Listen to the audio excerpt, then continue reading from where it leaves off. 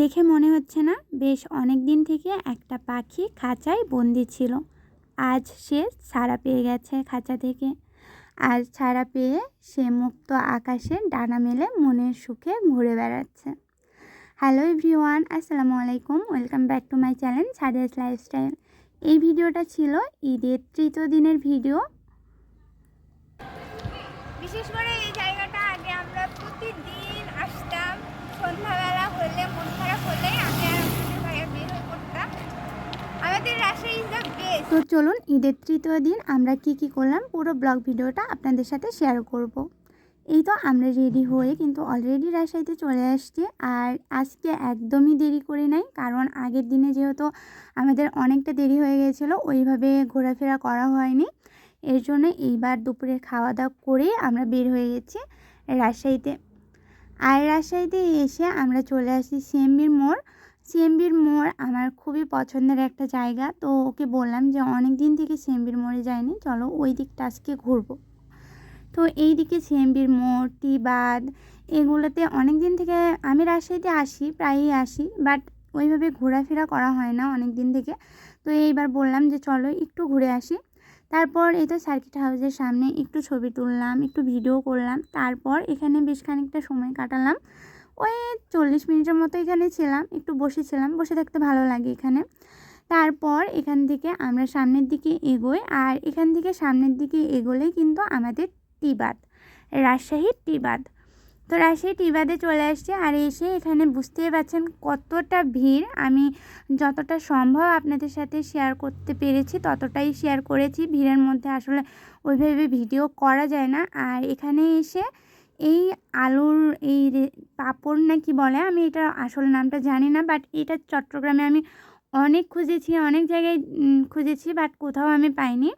এটা আমার মনে হয় একমাত্র রাজশাহীতেই মনে হয় পাওয়া যায়।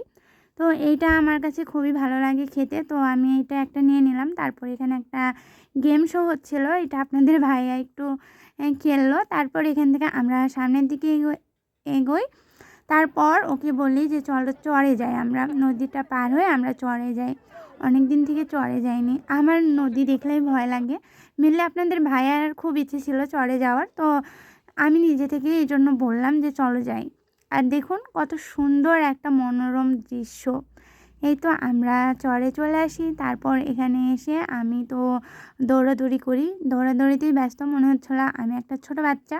তো এগুলাই করে বেড়াচ্ছিলাম। আর আপনাদের ভাইয়া বলছিল যে চলো তুমি দৌড়াও, দেখি তুমি কেমন দৌড়াতে পারো। তারপর আমি আবার ওর সাথে ফাজলাম করছিলাম, এখানে কী জানি ওকে বলছিলাম। তারপর ও আমাকে কী জানি বলছিল, তো রাগ করে ওকে বলছিলাম বাই বাই থাকো, আমি চলে গেলাম। তো মানে এইরকম দুষ্টু মিষ্টু ভিডিও করছিলাম। আর একটা কি বিষয় জানেন, আমরা না দুইজনের ভিডিও একটাবারও করতে পারিনি, কারণ আমরা দুজনেই আসছি, আমাদের ভিডিও করে দিবে কে।